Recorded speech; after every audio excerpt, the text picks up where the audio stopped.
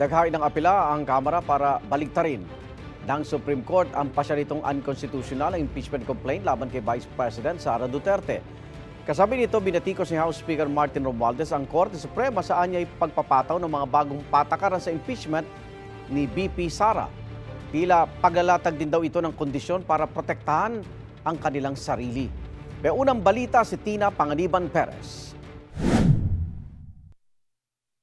Sa motion for reconsideration na inihain ng Kamara sa Korte Suprema, hinihiling nitong baligtarin ng kataas-taasang hukuman ang desisyong labag sa konstitusyon, ang Articles of Impeachment laban kay Vice President Sara Duterte.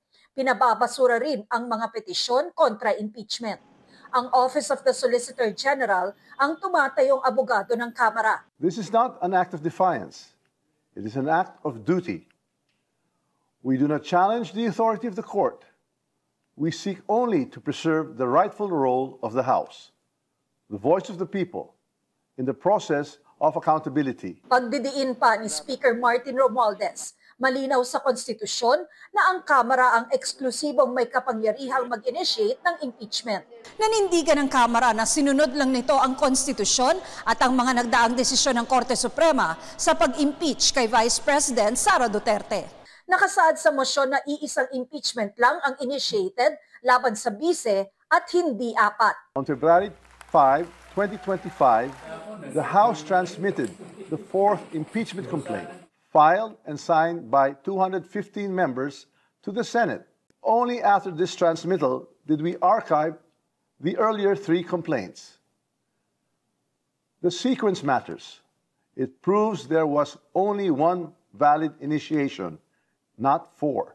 Iginiit din ng Kamara na walang nakasaad sa konstitusyon na kailangang pasagutin ng Kamara si Vice President Duterte bago i-transmit ang Articles of Impeachment sa Senado.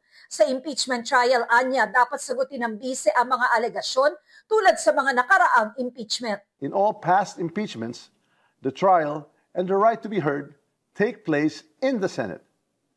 To invent new rules now and apply them retroactively is not just unfair, it is constitutionally suspect.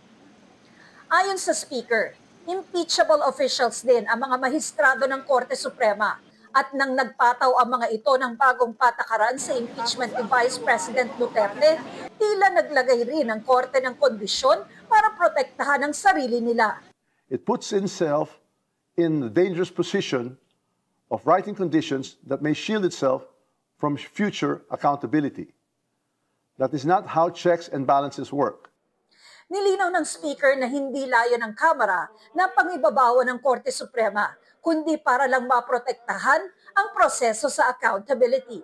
Because if impeachments can be blocked by misunderstood facts or rules made after the fact, then accountability is not upheld, it is denied.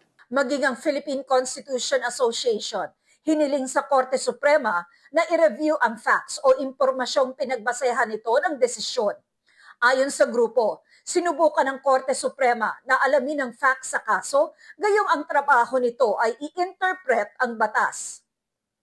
Nangangamba rin ang PhilConsa sa 7 bagong patakarang ipinataw ng Korte Suprema sa Kamara sa impeachment na labag daw sa konstitusyon. Nirerespeto naman ng mga abogado ni VP Duterte ang mga panawagang ito, maging ang paghahain ng MR ng Kamara. Maghahain daw sila ng kanilang komento ukol dito sa tamang panahon. Ito ang unang balita. Tina Panganiban Perez para sa GMA Integrated News. Igan, mauna ka sa mga balita, mag-subscribe na sa GMA Integrated News sa YouTube para sa iba't ibang ulat sa ating bansa.